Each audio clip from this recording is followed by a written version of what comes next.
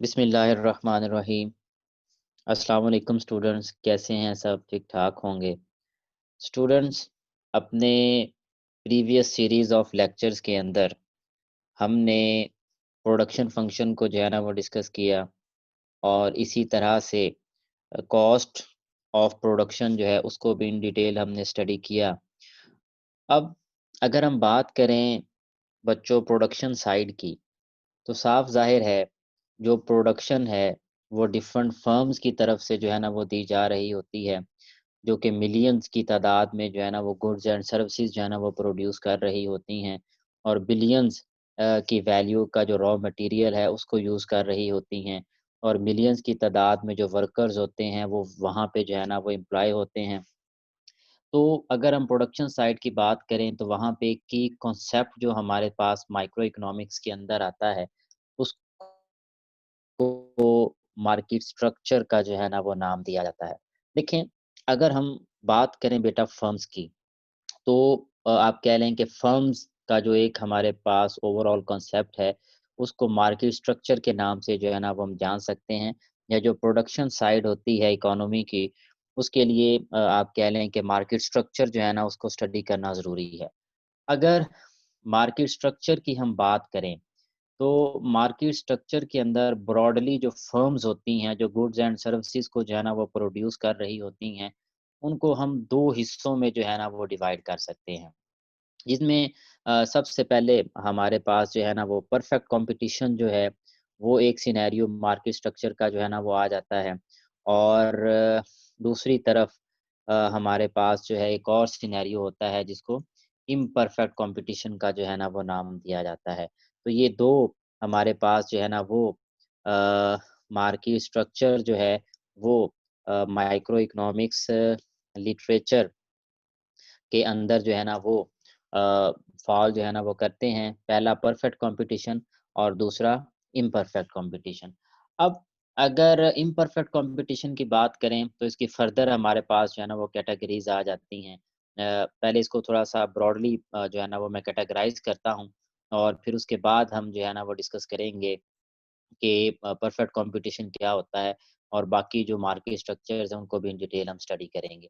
तो imperfect competition को अगर मज़ीद हम जो है वो कैटेगराइज़ करते हैं, तो उसमें डिफरेंट हमारे पास जो है ना वो कैटेगरीज़ आ जाती हैं मार्केट स्ट्रक्चर की बच्चों, जिनमें सबसे पहले परफेक्ट कॉम्पिटिशन की एक ज़िद हमारे पास या एक अल्टरनेटिव हमारे पास कॉन्सेप्ट आता है, जिसको मोनोपोली का जो है ना वो नाम दिया जाता है। तो मोनोपोली हमारे पास जो है ना वो एक मुकम्मल तौर पे इन्वर्स कॉन्सेप्ट है अगेंस्ट परफेक्ट कंपटीशन। फिर उसके बाद एक और कॉन्सेप्ट जो है ना वो हमारे पास आता है दैट इज़ कॉल्ड डोपली, DUOPELY, डोपली। फिर उसके बाद तीसरी इस मार्केट स्ट्रक्चर के अंदर जो हमारे पास काइंड होती है, उसको कहा जाता है ओलिगोपोली। पहले नाम बताता हूँ फिर उर्दू में बताऊँगा कि ये होती क्या है, ओलिगोपोली। फिर उसके बाद नेक्स्ट जो हमारे पास एक कैटेगरी आती है that is called monopolistic competition. ये आप कह लें कि इम्परफेक्ट कॉम्पिटिशन की जो है ना वो हमारे पास डिफरेंट जो है ना वो टाइप्स आ जाती हैं। तो यहाँ पे अगर बच्चों हम बात सॉरी अगर हम बात करें सॉरी ये जो है ना वो मिस हो गया, let me right it again. Monopolistic competition, monopolistic competition. तो ये हमारे पास जो है ना वो 4 बेसिक कैटेगरीज़ जो है ना वो इम्परफेक्ट कंपटीशन की जो है ना वो फ़ॉल करती हैं। अब यहाँ पे जैसे मैंने बताया कि हमने मार्केट स्ट्रक्चर को जो है ना वो 2 ब्रॉड कैटेगरीज़ के अंदर डिवाइड किया। पहला परफेक्ट कंपटीशन और दूसरी जो है ना वो इम्परफेक्ट कंपटीशन। इम्परफेक्ट कंपटीशन में आगे हमारे पास फर्दर जो है ना वो 4 कैटेगरीज़ आ जाती हैं। मोनोपोली आ जाती है, डुओपोली आ जाती है, ओलिगोपोली आ जाती है और उसके बाद मोनोपोलिस्टिक कंपटीशन आ जाता है। तो ये हमारे पास 4th कैटेगरी जो है ना वो यहाँ पे एक्सिस्ट करती है। अब यहाँ पे बच्चों अगर हम बात करें परफेक्ट कंपटीशन की, let me divide this again into 2 equal parts. तो सबसे पहले हम परफेक्ट कंपटीशन को डिस्कस करते हैं कि परफेक्ट कंपटीशन जो है ना वो क्या होता है। एक ब्रॉडर इंट्रोडक्शन हम परफेक्ट कंपटीशन का देंगे। फिर उसके बाद फर्दर फर्दर जो इम्परफेक्ट कंपटीशन के हमारे पास जो डिफरेंट कैटेगरीज़ हैं, उनको जो है ना वो हम देखेंगे। इन की कैटेगरीज़ को जो है ना वो हम अलग-अलग जो है ना वो डिसाइड करेंगे और उनको डिफाइन जो है ना वो करेंगे। देखिए परफेक्ट कॉम्पिटिशन की बच्चों जब हम बात करते हैं, तो परफेक्ट कॉम्पिटिशन हमारे पास एक ऐसा मार्केट स्ट्रक्चर होता है, जिसमें फॉलोइंग असम्पशन्स जो हैं, ये 5 ऑलमोस्ट असम्पशन्स होती हैं जो लाज़मी तौर पे फुलफ़िल होनी चाहिए। यानी कुछ असम्पशन्स हैं जो कि परफेक्ट कॉम्पिटिशन के अंदर जो है ना वो लाज़मी तौर पे जो है ना वो फुलफ़िल होनी चाहिए। उनमें सबसे पहली जो हमारे पास असम्पशन है, which is a fundamental requirement of perfect competition, that is large number of sellers and buyers. Large number of sellers and buyers. यानी चीज़ों को बेचने वाले और चीज़ों को खरीदने वाले जो है वो कसीर तादाद में जो है ना वो मौजूद होते हैं। तो large number of sellers and buyers, या दूसरे लफ्ज़ों में आप यूँ कह सकते हो बच्चों कि चीज़ों को पैदा करने वाले भी बेशुमार होते हैं और चीज़ों को खरीदने वाले भी जो है ना वो बेशुमार होते हैं। तो ये फर्स्ट रिक्वायरमेंट होती है परफेक्ट कॉम्पिटिशन की, कि इसमें फर्म्स भी बेशुमार होती हैं और इसके अंदर जो बायर्स होते हैं वो भी बेशुमार होते हैं। फिर उसके बाद इसकी जो सेकंड हमारे पास असम्पशन आती है, that is called which is also very important, that is called product homogeneity. Product homogeneity से बच्चों ये मुराद है कि जो चीज़ पैदा की जा रही होती है वो एक जैसी होती है, यकसा नौइयत की होती है, उसमें कोई डिफ़रेंस जो है ना वो नहीं होता। इसकी अगर आप प्रैक्टिकल लाइफ़ में एग्ज़ाम्पल लेना चाहें तो we can a give two classical examples of product homogeneity. First of all, milk. अगर हम मिल्क की बात करें, दूध, ये हमारे पास परफेक्ट कंपटीशन की एक बेस्ट एग्जांपल है। और इसी तरह से जो शुगर है, चीनी, शुगर इंडस्ट्री जो है, या आप कह लें शुगर जो है, ये एक हमारे पास ऐसी प्रोडक्ट होती है जो कि बच्चों आप कह लें होमोजीनस किस्म की होती है। अब मिल्क की अगर हम बात करें तो वो मिल्क सेम ही होगा, उसमें कोई डिफरेंस जो है ना वो हमें नहीं मिलता। एक ही तरह का उसका कलर होता है, लीटर में या किलो ग्राम के अंदर जो है ना वो उसको सेल आउट किया जाता है। उसको प्रोड्यूस करने वाले भी जो है ना वो बेशुमार होते हैं, लार्ज नंबर्स में होते हैं, और उनको कंज़्यूम करने वाले या उनको बाय करने वाले कंज़्यूमर्स भी जो है ना वो बेशुमार होते हैं, बहुत सारे होते हैं। इसी तरह से जो शुगर होती है, चीनी जो है, अगर आप देखें तो आपको पता है कि एक ही तरह की चीनी है। आप कमालिया से खरीदें, टोबा से खरीदें, आप सियालकोट से खरीदें, आप सिंध में चले जाएँ, बलूचिस्तान में चले जाएँ, इंडिया में चले जाएँ, तो आपको शुगर की जो आप कह लें कि साख़्त है, वो एक जैसी ही जो है ना वो मिलती है। सेम जो है ना वो शुगर जो है ना वो कहलाती है। तो ये आप कह लें कि प्रोडक्ट होमोजेनिटी जो है, ये हमारे पास एक सेकंड फंडामेंटल रिक्वायरमेंट होती है परफेक्ट कॉम्पिटिशन की, जो लाज़मी तौर पे जो है ना वो फुलफ़िल होनी चाहिए। फिर उसके बाद एक और रिक्वायरमेंट जो परफेक्ट कॉम्पिटिशन के लिए ज़रूरी होती है बच्चों, that is called free entry as and exit of firm. Free entry and exit of the firm. यानी जो परफेक्ट कंपटीशन का मॉडल हमारे पास होता है, या जो मार्केट स्ट्रक्चर होता है, उसके अंदर जो फर्म्स होती हैं वो आज़ाद होती हैं। वो चाहें तो मार्केट के अंदर एंटर हो सकती हैं, चाहे तो मार्केट को जो है ना वो छोड़ के जा सकती हैं।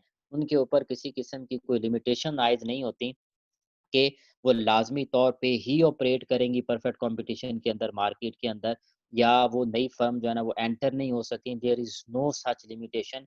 न्यू फ़र्म जो हैं वो उस इंडस्ट्री के अंदर, यानी जो चीज़ पैदा की जा रही होती है उस इंडस्ट्री के अंदर एंटर भी हो सकती हैं, और जो एक्जिस्टिंग फ़र्म्स होती हैं वो उस इंडस्ट्री को जो है ना वो छोड़ के भी जा सकती हैं। फिर उसके बाद एक हमारे पास जो फोर्थ इसकी जो है ना वो रिक्वायरमेंट या असम्पशन होती है, दैट इज़ कॉल्ड प्रॉफिट मैक्सिमाइज़ेशन। कि हमारे पास जो भी परफेक्ट कॉम्पिटिशन की फर्म होती है, उसका जो अल्टीमेट गोल होता है, दैट इज़ प्रॉफिट मैक्सिमाइज़ेशन। यानी जो फर्म होती है वो अपना प्रॉफिट जो है ना वो मैक्सिमाइज़ करना चाह रही होती है, अपना मुनाफ़ा जो है ना वो ज़्यादा से ज़्यादा करना चाह रही होती है। फिर उसके बाद इसके अंदर एक जो 5वीं हमारे पास रिक्वायरमेंट होती है, उसको हम कहते हैं नो गवर्नमेंट रेगुलेशंस। कि यानी परफेक्ट कंपटीशन एक ऐसा हमारे पास आइडियल मार्केट स्ट्रक्चर होता है, जिसके अंदर किसी किस्म का कोई गवर्नमेंट रेगुलेशंस जो है ना वो इन्वॉल्व नहीं होते। गवर्नमेंट के जो इंटरवेंशन होती है मार्केट अफेयर के अंदर, या इकोनॉमिक अफेयर के अंदर, वो बिल्कुल जो है ना वो मिनिमम होती है, या बिल्कुल ही जो है ना वो ना होने के बराबर होती है। तो एक हमारे पास बेटा वो फर्म आप कह लें कि जो इन 5 फंडामेंटल रिक्वायरमेंट्स को पूरा कर रही होती है या इन 5 असम्पशन्स को पूरा कर रही होती है, उसको ब्रॉडली जो नाम दिया जाता है उस मार्केट स्ट्रक्चर को, वो बच्चों नाम दिया जाता है प्योर कॉम्पिटिशन का। यानी जब ये 5 हमारे पास जो है ना वो रिक्वायरमेंट्स फुलफिल हो रही हों, तो ये जो मार्केट स्ट्रक्चर होता है that is called pure competition. उसको प्योर कॉम्पिटिशन का जो है ना वो नाम दिया जाता है। अब अगर आप परफेक्ट कॉम्पिटिशन की तरफ जाते हैं तो उसमें we have to fulfil 1 more requirement या 2 मोर रिक्वायरमेंट्स जो है ना वो आप कह सकते हैं। और वो 2 रिक्वायरमेंट्स जो है ना वो क्या-क्या हो सकती हैं? वो 2 रिक्वायरमेंट्स जो हैं उनमें सबसे पहली जो हमारे पास रिक्वायरमेंट होगी वो बच्चों ये होगी कि जो हमारी फर्म्स होंगी, उसके अंदर जो है वो perfect mobility of factors of production, ये छठी 5वीं मैंने मिटाई है क्योंकि जगह नहीं थी। तो perfect mobility of factors of production कि आपके जो फैक्टर्स ऑफ प्रोडक्शन होते हैं, वो मुकम्मल तौर पे आज़ाद होते हैं। वो मोबाइल कर सकते हैं, मोबाइल से मुराद होता है कि एक जगह से दूसरी जगह जाना।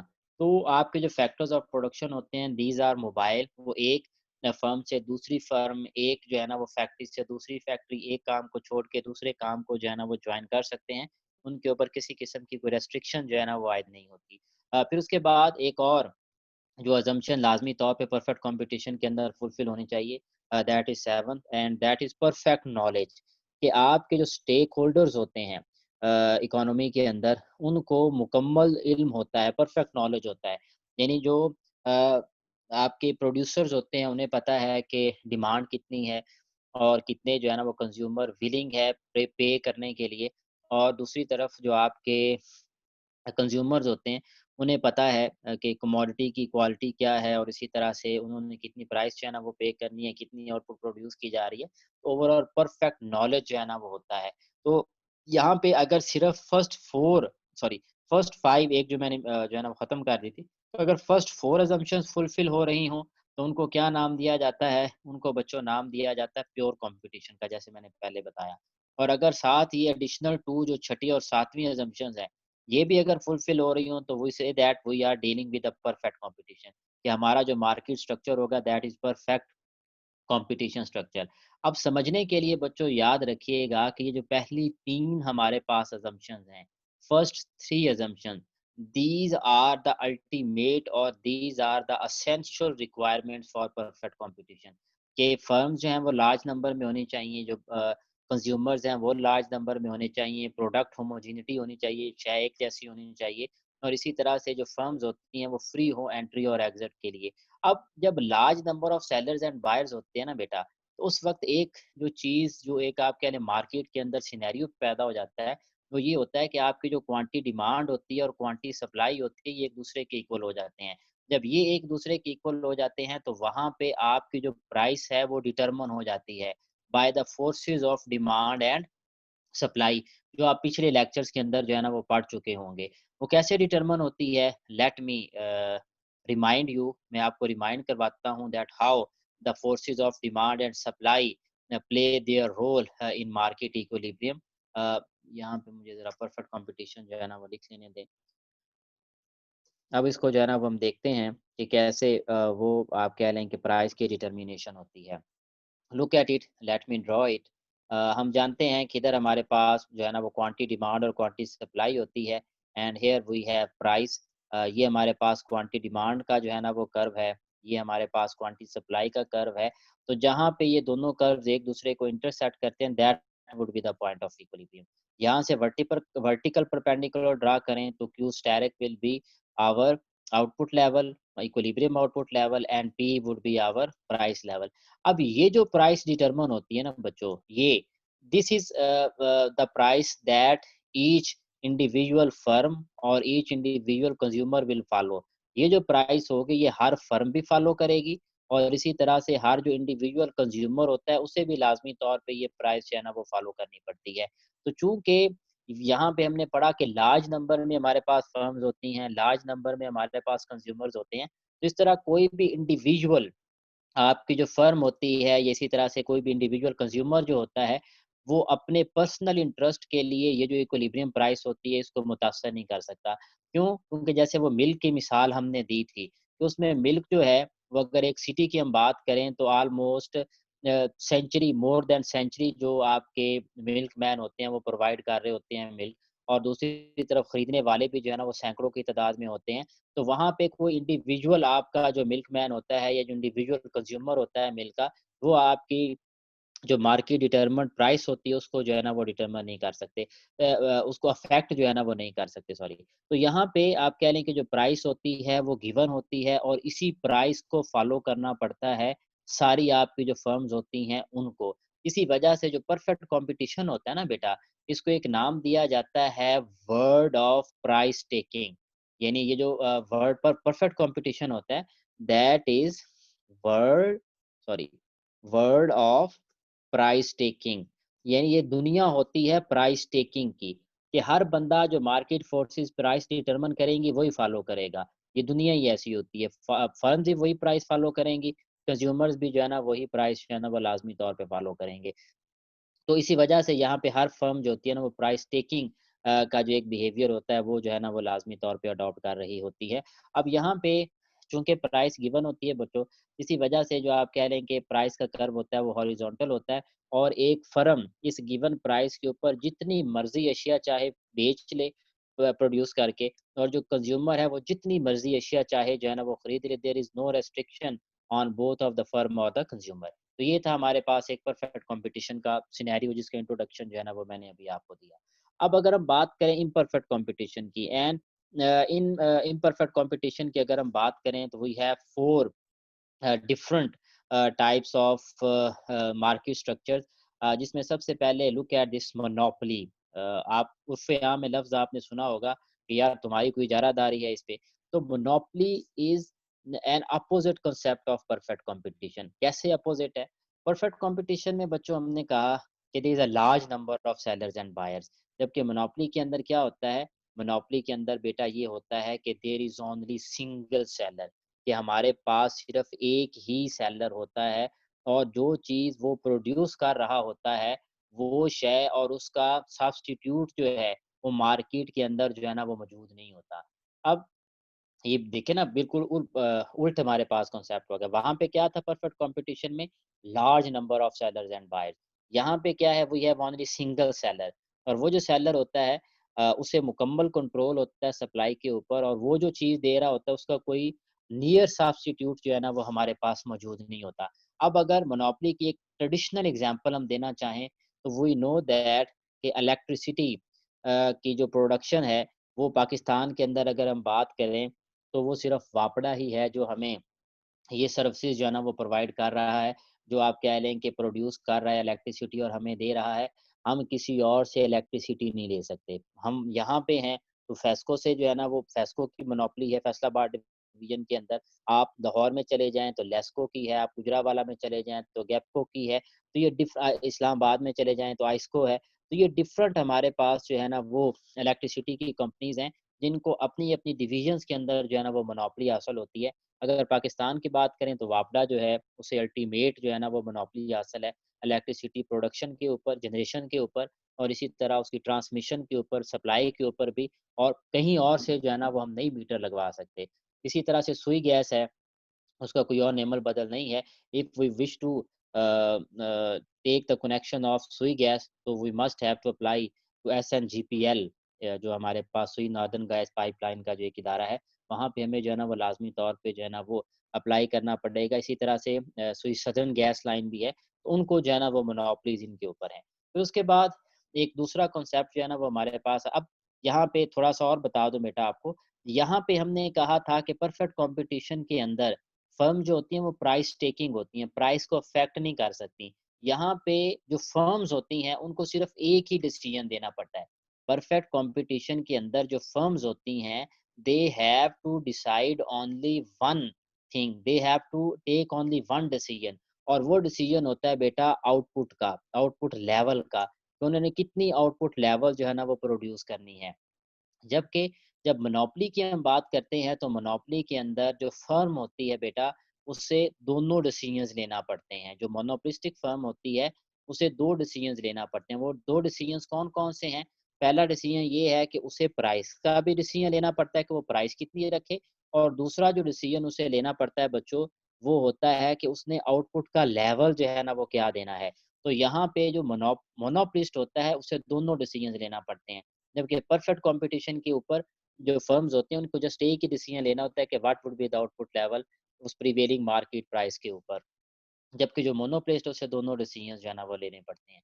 अब उसके बाद नेक्स्ट अगर हम बात करें डोपली की, तो डोपली बेटा कहते हैं डू, डू जो है ना वो 2 से जो है ना वो लफ्ज़ हमारे पास एक निकला है दो। तो डोपली कहते हैं बेटा 2 की इजारादारी, कि जब 2 फर्में हों और वो चीज़ें जो है ना वो दे रही हों तो उनको 2 की इजारादारी का जो है ना वो नाम दिया जाता है। जैसे मैंने बताया कि एसएनजीपीएल सुई नॉर्दर्न गैस पाइपलाइन और इसी तरह से एसएसजीपीएल सुई सदर्न गैस पाइपलाइन, तो ये 2 आप कह लें हमारे पास फर्म्स आ गई, तो ये 2 की इजारादारी जो है ना वो हमारे पास आ गई। तो इसमें भी इन फर्म्स को जो है ना उसी तरह से 2 डिसीजंस लेना पड़ते हैं। प्राइस का डिसीजन भी इन्होंने लेना होता है और आउटपुट का डिसीजन भी इन्होंने लेना है, तो इसमें भी दोनों होते हैं। फिर उसके बाद तीसरी जो कैटेगरी हमारे पास आती है that is called oligopoly. Oligopoly बेटा कहते हैं चाँद की इजारादारी। इसमें फ़र्म जो हैं वो डोपली से ज़्यादा होती हैं। यानी देखें ना चाँद की इजारादारी यानी इसमें सिर्फ़ चंद फ़र्में होती हैं और उन्हें ही जो है वो ओवरऑल जो है ना वो मोनोपोली हासिल होती है किसी भी शय की प्रोडक्शन के ऊपर जो है। That is why this is called oligopoly. और यहाँ पे जो ओलिगोपोलिस्ट फ़र्म होती हैं उन्हें भी 2 डिसीजंस लेना पड़ते हैं कि प्राइस कितनी डिटरमाइन करनी है और आउटपुट का लेवल जो है ना वो कितना देना है। फिर इसी तरह से जो थर्ड कैटेगरी बच्चों हमारे पास आती है that is called monopolistic competition. Monopolistic competition को उर्दू में हम करें तो वो बेटा बनता है इजारा दराना मुकाबला। ठीक है? अब यहाँ पे अगर हम बात करें जो मोनोपोलिस्टिक कॉम्पिटिशन होता है, इसमें जो नंबर ऑफ फर्म्स होती हैं, यानी अगर हम बात करें मोनोपोलिस्टिक कॉम्पिटिशन की, तो इसमें जो नंबर ऑफ फर्म्स होती हैं, वो उनकी जो आप कह लें कि तादाद होती है, वो आपकी जो ओलिगोपोली है, उससे ज़्यादा होती है, लेकिन जो परफेक्ट कॉम्पिटिशन होता है, उसकी निस्बत जो है ना, वो कम होती है, तो ये मोनोपोलिस्टिक कॉम्पिटिशन होता है। अब यहाँ पे अगर हम बात करें मोनोपोलिस्टिक कंपटीशन की, तो जो फंडामेंटल कैरेक्टरिस्टिक हमें मोनोपोलिस्टिक कंपटीशन के अंदर नज़र आता है बच्चों, दैट इज़ प्रोडक्ट डिफरेंशिएशन। कि जो फर्म प्रोडक्ट दे रही होती हैं, वो डिफरेंशिएटेड होती हैं। यानी आप कह लें कि उनके अंदर कोई ना कोई डिफ़र जो है ना, वो लाज़मी तौर पे मौजूद होता है। तो प्रोडक्ट डिफरेंशिएशन जो होती है, ये फंडामेंटल कैरेक्टरिस्टिक होती है मोनोपोलिस्टिक कंपटीशन की। अब अगर प्रोडक्ट डिफरेंशिएशन की हम बात करें, तो ये जो डिफरेंशिएशन होता है, इट इज़ ऑफ 2 टाइप्स। यानी 2 तरह की डिफरेंशिएशन होती है जो फर्म्स ने जो है ना वो की हुई होती है। पहली जो डिफरेंशिएशन होती है दैट इज़ आर्टिफ़िशियल, कि एक मस्नूई किस्म की जो है ना वो आप कह लें कि इन्होंने जो है वो चीज़ों को जो है ना वो चेंज किया हुआ होता है, जो उसकी क्वालिटी सेम होती है।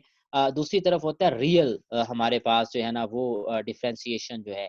तो जब हम रियल डिफरेंशिएशन की बात करते हैं, तो उसका मतलब ये होता है कि ये वो सूरत-ए-हाल होती है जिसमें जो फर्म्स होती हैं उन्होंने आप कह लें कि क्वालिटी जो है ना वो बेहतर इस्तेमाल की हुई होती है। अब अगर आर्टिफ़िशियल डिफरेंशिएशन की हम बात करें, तो आर्टिफ़िशियल डिफरेंशिएशन के अंदर बच्चों एक हमारे पास इसकी मिसाल आप यूँ ले सकते हैं, let me explain it you. अगर हम चाय की बात करें, टी, ठीक है जी? जो चाय की पत्ती होती है, ये सेम होती है, साफ-ज़ाहिर है, जो चाय की पत्तियाँ हैं, उन्हें सुखा के जो है ना, वो चाय बनाई जाती है। तो वो जो चाय होती है, बेसिकली वो सारी सेम है। अब जो डिफरेंट कंपनीज़ होती हैं, जैसे लिप्टन है या आपकी सुप्रीम है या टपाल है, ये जो दूसरी आपकी जो कंपनीज़ हैं, वो करती क्या हैं? वो उस चाय के अंदर जो है वो डिफरेंट टेस्ट जो है ना वो शामिल कर देती हैं, या वो क्या करती हैं उसकी जो पैकिंग होती है, वो डिफरेंट जो है ना वो कर देती हैं, उसका डिफरेंट नाम जो है ना वो दे देती हैं और एडवर्टाइज़मेंट के ज़रिए से जो है ना वो उसको आप कह लें कि कस्टमर्स के अंदर जो है ना वो सेल के लिए जो है ना वो देती हैं। तो ये आर्टिफ़िशियल डिफरेंशिएशन होती है वो चाय ही, लेकिन है क्या, उसका डिफरेंट टेस्ट है, डिफरेंट पैकिंग है, डिफरेंट स्मेल उसके अंदर दे दी जाती है। इसी तरह से अगर आप सोप्स की बात करें, साबुन, आप जो है ना वो लक्स की जो है ना वो बात करें, आप इसी तरह से आपका कैप्री है, इसी तरह से आपका लाइफ बॉय है और दूसरे जो आपके ब्रांड्स डिफरेंट है। अब बेसिकली साबुन जो है वो उसकी क्वालिटी ऑलमोस्ट इन सब की सेम है, लेकिन आर्टिफिशियल डिफरेंशिएशन है कि किसी ने जो है ना वो पैकिंग डिफरेंट है, नाम डिफरेंट है, स्मेल डिफरेंट है, हालाँकि साइज़ सबका सेम होता है ऑलमोस्ट। इसी तरह से आपके जो सर्फ़ इस्तेमाल करते हैं, डिटर्जेंट पाउडर्स जो इस्तेमाल किए जाते हैं, टूथपेस्ट आपके जो होते हैं, all these fall in the category और आर्टिफिशियल डिफरेंशिएशन। अगर हम रियल डिफरेंशिएशन की बात करें बेटा, तो इसमें जो रॉ मटेरियल होता है वो आप कह लें कि डिफ़र होता है। को आप कह लें कि कमोडिटीज़ ऐसी होती हैं जिनमें हाई क्वालिटी का जो है ना वो रॉ मटेरियल इस्तेमाल किया गया होता है। जैसे मैं अभी सोप की मिसाल दे रहा हूँ, एक तरफ लक्स है, दूसरी तरफ डव है। तो जो डव है बच्चों, इसमें जो आपका रॉ मटेरियल इस्तेमाल होता है वो हाई क्वालिटी का इस्तेमाल होता है। तो दैट्स व्हाई आप कह लें कि ये डिफरेंशिएशन इसकी होती है।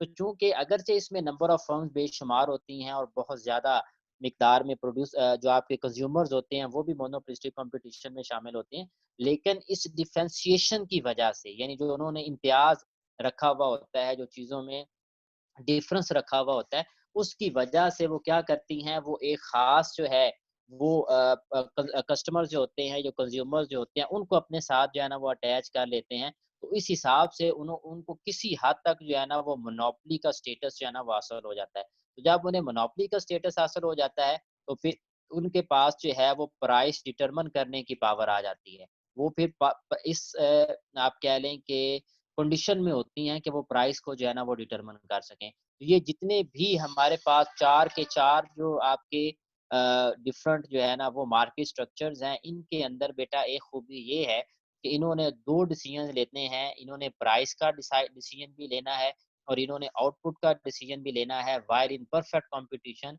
Each individual firm will be price taker. He has no authority to affect the price level that was determined with the forces of demand and supply। यहाँ पे firm has to take only one decision, और वो decision ये होगा कि prevailing market price के ऊपर उसने कितना आउटपुट लेवल जो है ना वो मार्केट के अंदर देना है। तो ये था हमारा आज का लेक्चर, जिसके अंदर जो है ना वो मार्केट स्ट्रक्चर्स के बारे में हमने डिस्कस किया, और मार्केट स्ट्रक्चर की जो कैटेगरीज थी, like perfect competition, monopoly, duopoly, oligopoly, monopolistic competition, इनको समझने की कोशिश की। इंशाल्लाह नेक्स्ट लेक्चर के अंदर जो है ना वो इन डिटेल हम देखेंगे कि परफेक्ट कंपटीशन में जो फर्म्स होती हैं वो under short run period of time या under long run period of time कैसे ऑपरेट करती हैं, कैसे अपना जो गोल होता है प्रॉफिट मैक्सिमाइजेशन का, उसको अचीव करने के लिए डिफरेंट एफर्ट्स जो है ना वो करती हैं। While for today this is end of our today's lecture. Wish you best of luck.